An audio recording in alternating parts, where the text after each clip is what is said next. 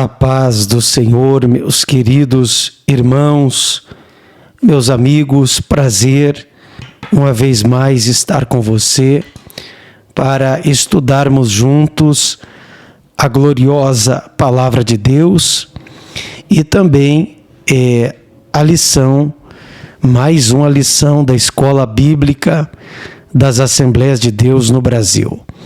Hoje vamos estudar a lição de número 7, dando sequência à revista que toda semana é aqui estudada, ministrada. O título de hoje é A Promessa de um Coração Novo.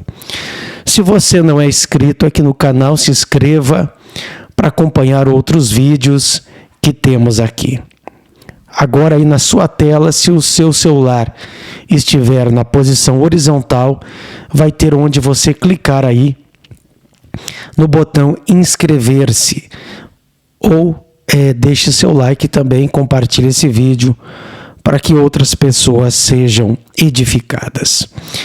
O texto áureo está em Ezequiel, capítulo 36 e versículo 26, que está assim escrito: E vos darei um coração novo, e porei dentre de vós um espírito novo, e tirarei o coração de pedra da vossa carne, e vos darei um coração de carne. Ezequiel 36, versículo 26. No hebraico está escrito Venatati lachem lev Hadash, ou seja, e darei para vós coração novo, veruach hadashah etem bekir bechem, ou seja, e um espírito novo,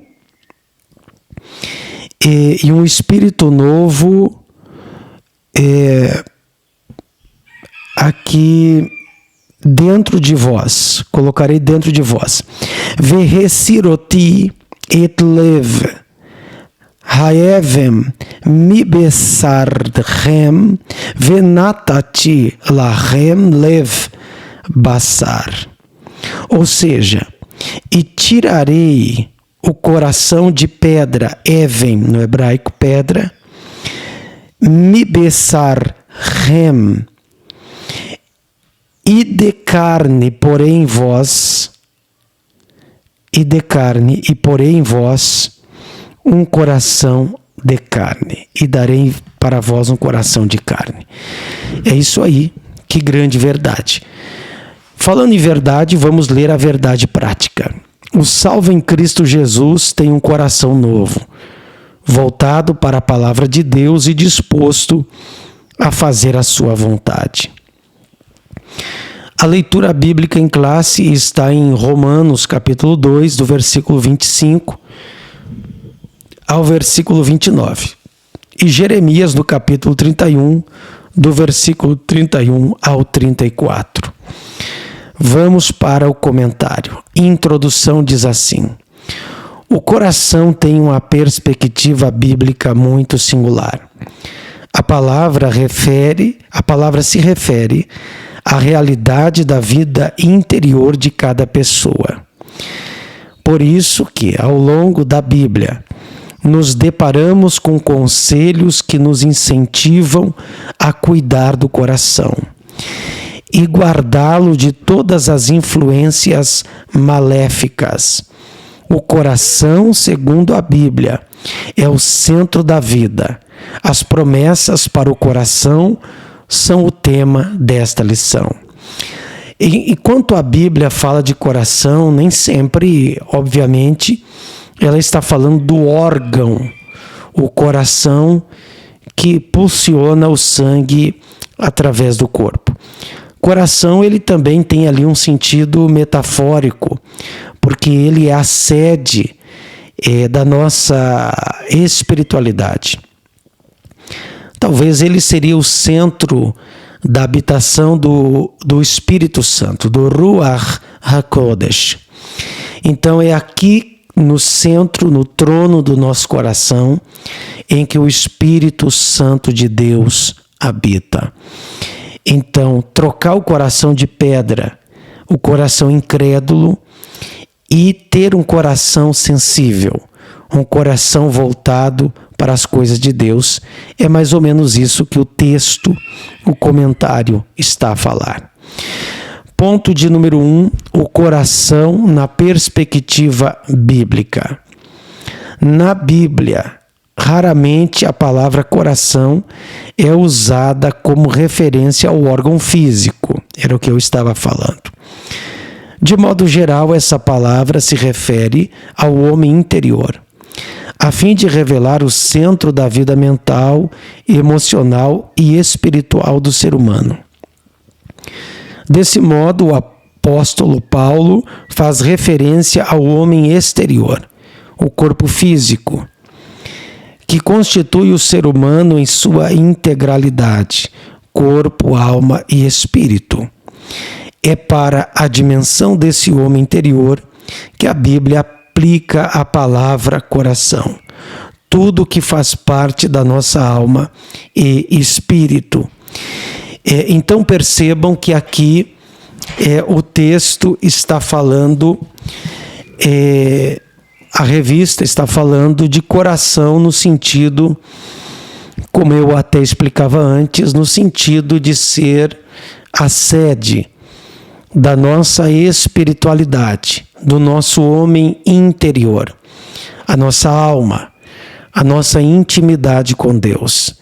Existe o homem exterior que se corrompe a cada dia, disse Paulo, no sentido de envelhecer, no sentido de que esse corpo é frágil e corruptível.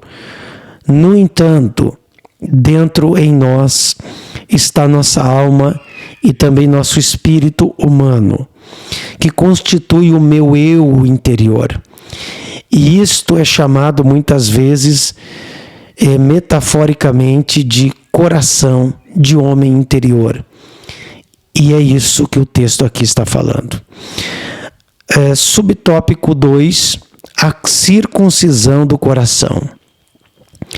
O texto da leitura bíblica em classe apresenta Romanos, capítulo 2, versículo 25 a 29, num contexto em que o apóstolo Paulo ensina o sentido da verdadeira circuncisão da nova aliança.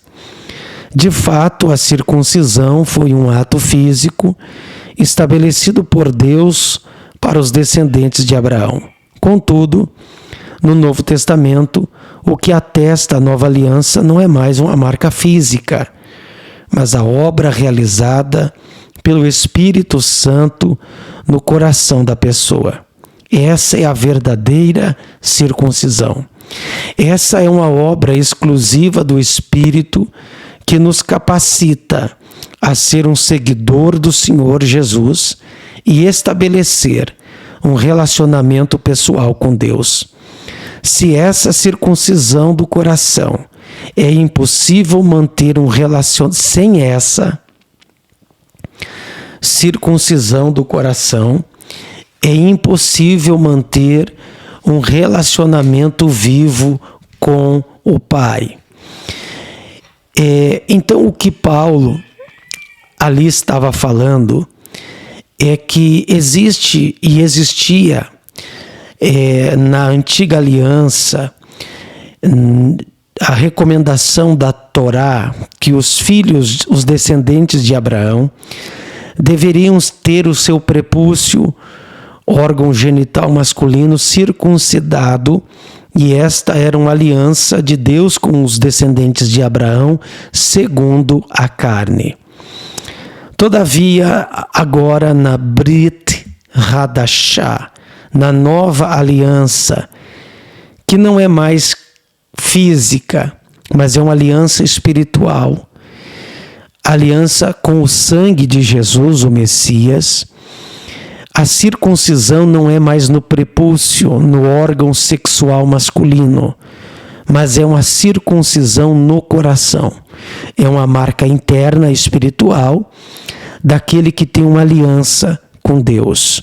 Não adianta ter um prepúcio não adianta ter uma marca física, mas se o coração está longe de Deus.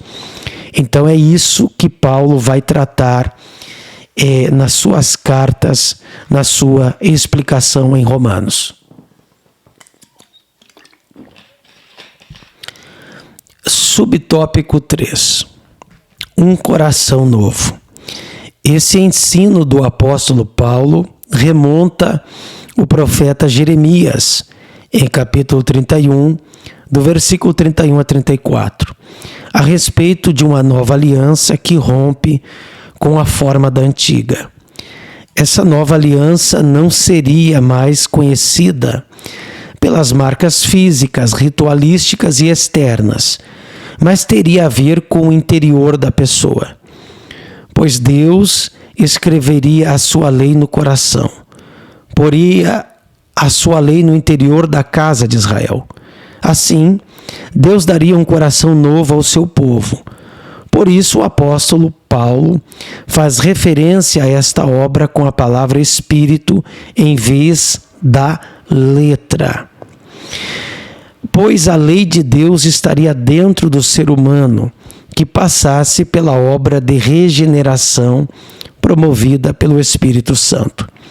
Portanto, de maneira geral, a palavra coração se refere ao que está no interior do ser humano. Muito bem, quando Paulo, em Romanos 2, versículo 29, ele faz aquela menção, eu vou procurar aqui o texto, em Romanos 2, versículo 29, vamos ver aqui. Paulo disse aqui, porém, judeu é aquele que é interiormente, e é a circuncisão do coração e não do espírito, não segundo a letra, cujo louvor não procede dos homens, mas de Deus. A questão letra aqui, bom, vamos para o versículo 27. Versículo 27, deixe-me ver. Aqui, ó. E se aquele que é incircunciso por natureza cumpre a lei, certamente ele julgará. A ti que não obstante a letra e a circuncisão é transgressor da lei. E bom, aqui Paulo está falando a palavra letra, que é grama no grego, no sentido, letra aqui é no sentido que o Novo Testamento, eles não tinham ainda o Novo Testamento, ele está sendo construído. Paulo mesmo foi escritor de 13 cartas do Novo Testamento. Então, quando Paulo refere-se à letra e ao Espírito, letra ele está falando da antiga aliança. Ele está falando dos 613 preceitos da lei de Moisés. E agora, na nova aliança, que é uma aliança espiritual, não que não tenha que cumprir a palavra de Deus. Claro que tem, mas ele está se referindo na palavra Espírito, na nova aliança, na nova dispensação do Espírito, no novo agir do Espírito Santo sobre os corações. É mais ou menos isso que Paulo está falando. Isso aqui, essa questão de letra, não é para você pegar essa palavra isolada e dizer que não se deve mais estudar a Bíblia. Não, pelo amor de Deus, não é isso. Paulo mesmo vai recomendar a persistir em ler, persistir em estudar. Ele mesmo vai dizer aos romanos que a lei é espiritual. Então a palavra letra ali tem no sentido de referir-se a uma antiga aliança. Chegou uma nova. Então vamos seguir a nova aliança, que ela tem na prateleira uma questão de superioridade, porque é a dimensão, a dispensação da nova aliança no Espírito. Subtópico 2, o coração de quem está em Deus. Um coração inclinado a Deus. Quando uma pessoa recebe a Cristo como seu Salvador, ela passa pelo processo do novo nascimento, da regeneração. Por isso, ela passa a enxergar o reino de Deus e, ao mesmo tempo, a própria necessidade espiritual. A respeito disso, nosso Senhor diz, abre aspas, na verdade te digo que aquele que não nascer de novo não pode ver o reino de Deus. Fecha aspas, João 3:3. Assim, quem tem um coração regenerado, transformado, participa do reino de Deus e, consequentemente, se inclina para as coisas do Espírito a fim de viver de acordo com os mandamentos de Deus.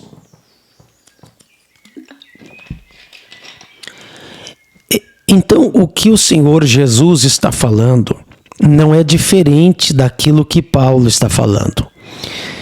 Jesus disse que é necessário nascer de novo, ou seja, é ter uma transformação.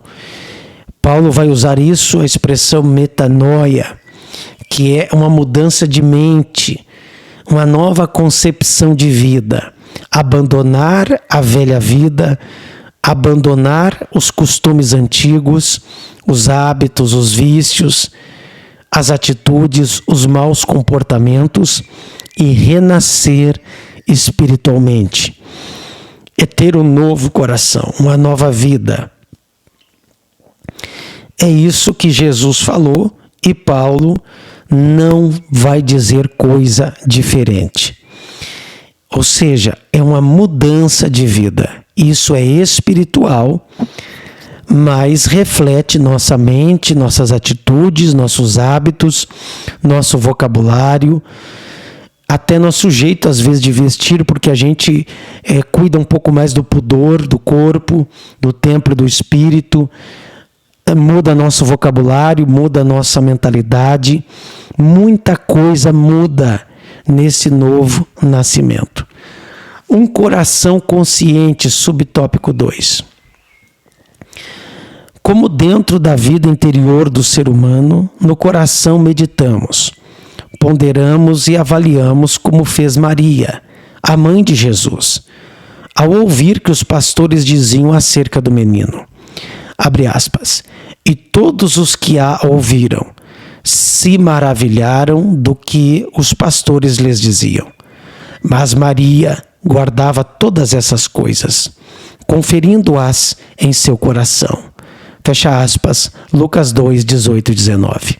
Assim, quem recebe um coração novo, transformado pela nova natureza, a partir da palavra de Deus, tem a capacidade de guardar seu coração e o que se passa ao seu redor, de maneira que possa desejar e fazer a boa, agradável e perfeita vontade de Deus.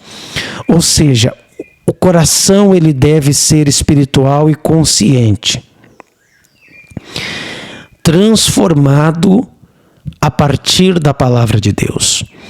Agora que essa pessoa nasceu de novo, ela se torna um bebê espiritual. Ela precisa ser discipulada, ser ensinada. Assim como uma criança, você ensina ela a falar, a ter bons hábitos, a ter bons costumes, a fazer a higiene, escovar os dentes. Você vai ensinando um filho todas essas coisas para que quem é já adulto é normal, mas a criança você ensina.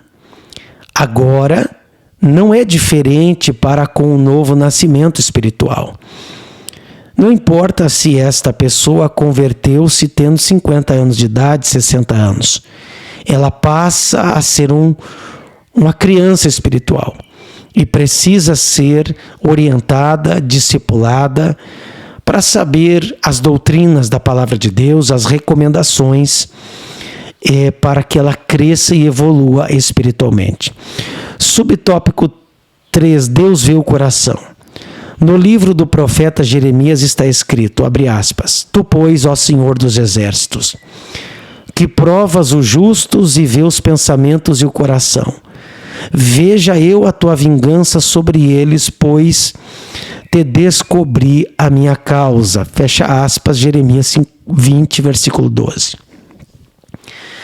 A partir desse texto, podemos depreender que o coração do ser humano é um lugar que poucos podem conhecer, adentrar e contemplar. É o local mais escondido da pessoa. Contudo, a Bíblia diz que Deus vê o coração. Ele contempla o ser humano por dentro e por fora. O Criador formou o homem em sua integralidade. Tanto a vida exterior quanto a interior. E por isso, ele contempla e conhece bem o coração de cada pessoa. Assim, quem foi regenerado e transformado é contemplado por Deus em todas as dimensões do coração. Hidratar um pouquinho aqui, porque a pegada tem sido grande, né? Ontem, depois de ter pregado a palavra, foram 2 noites ministrando aula de hebraico para uma turma lá da Bahia. Foi bastante cansativo. Então, e ainda pregamos hoje à noite, mas isso é obra de Deus, é muito legal. Então aqui, como acabamos de ver, o coração regenerado, ele é contemplado por Deus. A Bíblia diz que Deus sonda o nosso coração. Deus conhece o nosso coração. Veja que Deus disse a Samuel, lá no primeiro livro de Samuel, capítulo 16, Deus está dizendo: Samuel, eu não vejo como o homem vê. O homem vê a aparência. O homem julga a aparência, mas eu vejo o coração. O que Deus está dizendo é: eu não me impressiono com o porte físico de Eliabe. Eu não me impressiono com a musculatura, com o porte agigantado de algumas pessoas. Eu não me preocupo com o glamour, a fineza, a chiqueza de ninguém. Isso não impressiona a Deus. Mas Deus vê um coração humilde. Deus vê o contrito, Deus vê o coração quebrantado. Deus vê aquela pessoa de alma, de emoções. Deus vê a sinceridade do interior do coração de uma pessoa. É isso que Deus avalia. É isso que pesa na balança do Todo-Poderoso. O tópico 3, promessas para o coração. Um coração feliz. Quando o ser humano tem um novo coração, como resultado da obra realizada por Deus por meio de seu Espírito, a felicidade é uma realidade. Em seu Sermão do Monte, o Senhor Jesus traz uma lista de bem-aventuranças, isto é, um estado de felicidade para quem manifesta as virtudes do reino de Deus. Isso significa que a felicidade para o cristão não se encontra em coisas materiais, mas em praticar aquilo que agrada a Deus. Em Provérbios lemos, abre aspas, o coração alegre serve de bom remédio, mas o espírito abatido virá a secar os ossos. Fecha aspas. Provérbios 17, 22. Como consequência dessa felicidade, a alegria se instala no coração. Hoje sabemos pela ciência que a alegria no coração, isto é, no interior, produz reações químicas que contribuem para o equilíbrio e a manutenção da saúde humana. A pessoa que procura a presença de Deus no seu dia a dia tem a alegria do Senhor, que é a nossa força, conforme Neemias, capítulo 8, versículo 10. Então, o coração alegre é bom remédio, mas o espírito abatido virá a secar os ossos. Quando o evangelho entra, a palavra de Deus entra em nosso coração, todo aquele ambiente de trevas, de escuridão vai embora. Aquela tristeza, aquele vazio profundo. E agora, esta pessoa, ela recebe a alegria do Espírito Santo. Uma satisfação espiritual. E a alegria do crente, do cristão, daquele que acredita em Deus e na sua palavra, ela não está focada só no material. Não que Deus não possa te dar.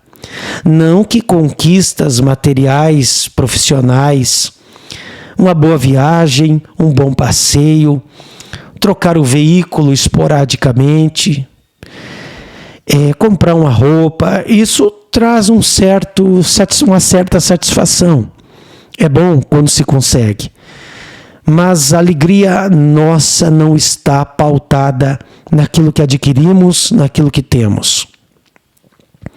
É claro que não rejeitamos se Deus nos der condições. Mas falando em felicidade, ela está centrada na vida espiritual, porque ela rega a vida emocional. Ela rega todas as áreas da nossa vida. É como um efeito cascata. Se você estiver bem espiritualmente, todas as demais áreas da sua vida serão também fortalecidas e abençoadas. Subtópico 2, um coração cheio de amor.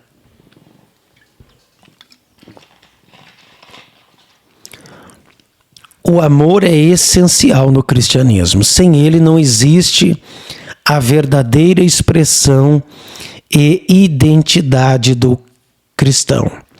O apóstolo Paulo escreve, abre aspas, e a esperança não traz confusão, porquanto o amor de Deus está derramado em nosso coração, pelo Espírito Santo que nos foi dado. Fecha aspas, Romanos 5:5. Esta palavra mostra que o amor de Deus está derramado no coração daqueles que têm o Espírito Santo. E por isso o coração transformado. Por isso o coração do salvo está cheio de amor. Dessa forma podemos viver o que o apóstolo Paulo escreveu. Abre aspas. E sobre tudo isto, revesti-vos de amor, que é o vínculo da perfeição. E a paz de Deus, para a qual também fostes chamados, em um só corpo, domine em vossos corações e sede agradecidos. Fecha aspas, Colossenses capítulo 3, versículo 14 e 15. É isso aí. O amor de Deus está derramado em nosso coração, através do Espírito Santo que nos foi dado. Quando o Espírito Santo entra na nossa vida, ele entra trazendo aquele combo, aquelas características que são peculiares da pessoa dele, que é o amor, a bondade, a fidelidade, a mansidão, o domínio próprio. Uma pessoa que não tem amor, eu até meio que duvido que ela tenha de fato o Espírito de Deus. Porque o amor tudo suporta, o amor não suspeita mal, o amor aguenta pancadas. Uma pessoa amorosa é misericordiosa e ela consegue conviver bem com o próximo, ainda que este próximo seja bem diferente, te cause problemas, te cause decepções, mas você consegue conviver. Subtópico 3, o penhor do Espírito no coração. Em sua segunda carta aos Coríntios, o apóstolo Paulo escreve, abre aspas, mas o que nos confirma convosco em Cristo e o que nos ungiu é Deus, o qual também nos selou e deu o penhor do Espírito em nossos corações. 2 Coríntios, capítulo 1, versículo 21 e 22. Aqui, esse texto bíblico mostra que o penhor do Espírito Santo é a garantia de nossa salvação, dada por Deus e testificada em nosso coração. Além dessa garantia, o penhor do Espírito Santo também é chamado de penhor da nossa esperança. É garantia de vitória para a igreja do Senhor Jesus. Portanto, o Espírito Santo é a maior garantia de que Deus cumprirá integralmente todas as promessas feitas à sua igreja. Ou seja, por que eu sei que sou salvo? Porque aqui dentro está o penhor do Espírito. Deus deu o Espírito e Ele disse assim, olha, isso aqui é o penhor. A prova do que eu estou na vida de vocês. A prova que vocês são salvos é que eu dou o Espírito Santo. O penhor era uma forma de garantia. Por exemplo, antigamente você devia uma conta para alguém e você não tinha dinheiro, você precisaria... Quem emprestou, ele queria um penhor. Ou seja, uma garantia de que iria receber. Então você empenhorava lá um automóvel, empenhorava 20 cabeças de gado, sei lá, 10 cabeças de gado, 1 hectare de terra. Tipo assim, se eu não conseguir te pagar, você tem direito em tomar aquela hectare de terra, aquela porção de terra. É só um exemplo. Então, o penhor de que somos salvos é que Deus nos empenhou a presença e a pessoa do Espírito Santo. Isso é uma prova. É uma garantia que Ele nos deu sem que a gente pedisse. Olha como Deus é bom. Conclusão. Nessa lição estudamos a promessa de um coração novo para a igreja. Ninguém pode ver o coração, pois ele se refere ao interior de cada um. A pessoa pode falar uma coisa e pensar outra. Pode prometer uma coisa e proceder de modo diferente. Tudo isso faz parte das fraquezas da condição humana. Contudo, mediante sua onisciência, Deus sabe de tudo e de todas as coisas, tanto do universo quanto do coração do ser humano. Ele é o Senhor que esquadrinha o nosso coração, prova os pensamentos e recompensa a cada um conforme suas ações. Jeremias 17:10. Isto aí, Deus é onisciente e conhece teu coração. Não podemos mentir para Deus. Podemos até mentir para o próximo. Não estou dizendo que eu faça isso. Não estou dizendo que eu concorde com isso. Mas alguém quer enganar o outro. Mas a Deus ninguém engana. Deus conhece o profundo do teu coração.